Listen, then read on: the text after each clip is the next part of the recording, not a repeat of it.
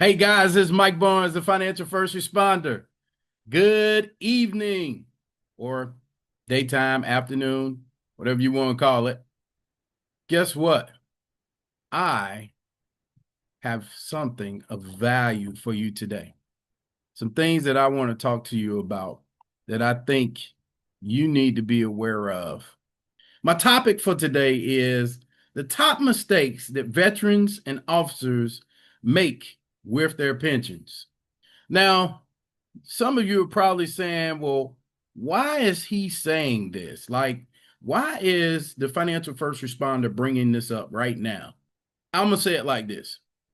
You've worked hard to serve our communities and our country. And now, more than ever, some of you are getting close to needing that pension or that retirement. But one wrong move could cost you thousands of dollars. Some of you know I'm the financial first responder. Some of you don't. You're new to the channel. So let me give you a little background about me. I've been in finance for over 30 some years, straight out of college. I've also been in the military 21 consecutive years, but I had a break in service back in from 89 to 97 and then went back in 2010. So if we had to lump it all together, 20 plus years in military service between the Army and the Marine Corps. I am a first responder like yourselves.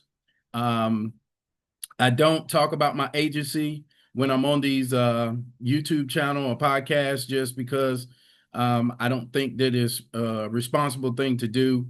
I'm in my environment, not theirs, so I don't bring them up. Nothing against them, I just don't. So just know that I'm going to give you some things that I want you to think about. And we're going to talk about 5 mistakes that you need to avoid tonight.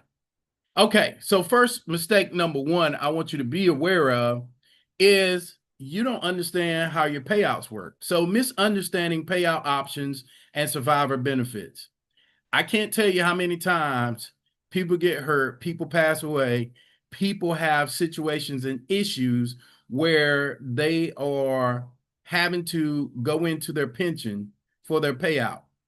Now, you can take it lump sum, you can do a single life, you can do joint and survivor.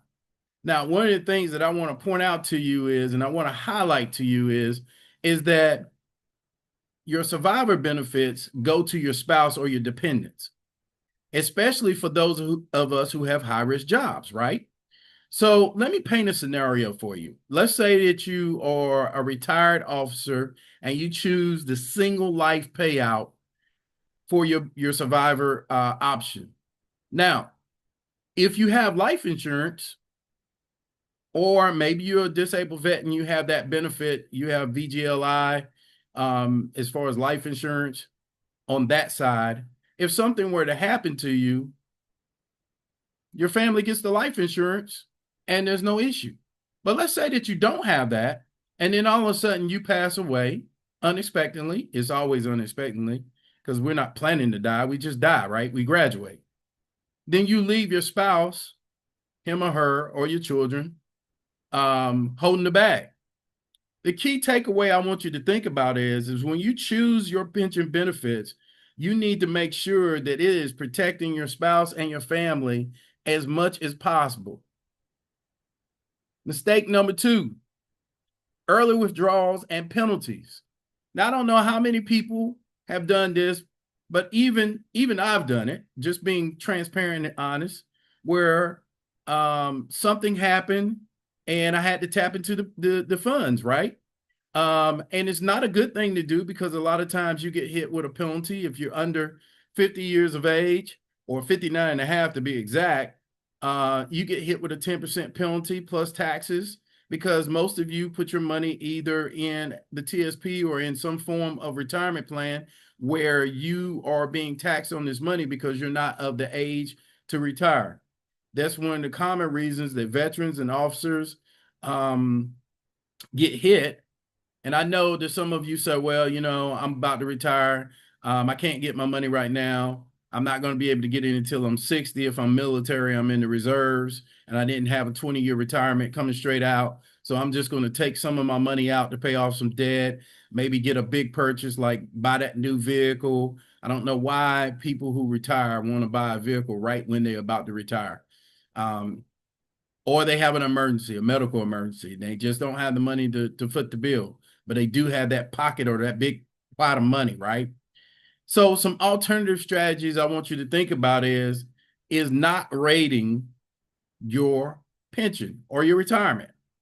You can borrow from your retirement, for those of you that don't know this, up to $50,000, regardless of the total amount that's in your account. They will only allow you up to 50,000. So if you had, in most cases, let's say your account was $500,000, you could only borrow up to $50,000 of the $500,000. If it's up to 50,000, they would let you borrow up to, but not to exceed 50,000. So just knowing that, we need to prepare for the things that would take us out, right? One of the takeaways that I would say to you is this: your pension is your lifeline or your lifetime paycheck.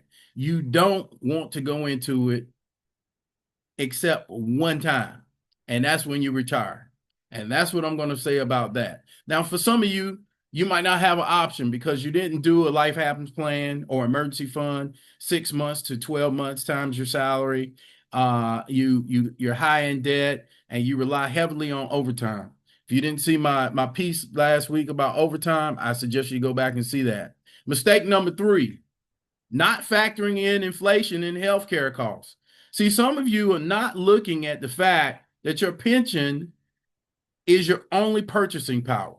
Now, for those of y'all, and I'm not talking about people that work at, Amtrak police, they have a nice retirement plan where they get 100%, and then their wife gets somewhere between, I want to say 85% or 60 to 85% of their salary. Most agencies don't have that type of pension plan. Healthcare is going to be one of your most expensive things you have when you retire. You also need to look at the rising cost of healthcare. I was watching a video today, and it was talking about going to Turkey and actually getting a full workup for 3 people in the family was like $1,300. In the United States, you can't go to the dentist for less than $1,300. And I'm being facetious, but you understand where I'm getting at. You especially if you're not a VA and you're not 100%, even if you go to the Veterans Hospital, you may still have some out-of-pocket expenses. What we want to do is want to help you get a strategy to protect you from those cost of living increases. Now, the way we do that, you have COLA, which is the cost of living allowance benefits, which can go up over time. That can help you defer some of those costs because your premiums may go up, but you're also buying into having that health insurance, supplemental savings, healthcare planning. Some of you or doing different programs with the government. And I just want you to go back and review it with whoever your financial professional is, especially if it's not me, the financial first responder. Key takeaways that I would say to you right now that you need to be aware of is you need to plan your pension till the last time or tomorrow. You want to plan your pension so in such a way that if you don't get any more money from rental properties, from a business, from working an extra job, from extra retirement because you are dual retirement. Some people have 3 retirements. You want to make sure that your pension will cover those health benefits. Now, number 4, ignoring tax implications. Now, I talked about this briefly, but I'm going to say it again. You need to understand how the state and the federal taxes can eat into your pension and why not all of your pensions are not taxed the same. So, example, if you have a traditional retirement, meaning that you did pre-tax, meaning that you put it in and didn't have to pay any taxes on it, all that money that you've accumulated, including the interest, is going to be taxed. Now, if you have the Roth TSP or you have a Roth 401k, that means you used after-tax dollars, and that means that you're going to get that money tax-free because you paid the taxes up front. You want to make sure you're doing some tax planning or tax strategy, and you want to look at these tax-friendly states. There's about 9 of them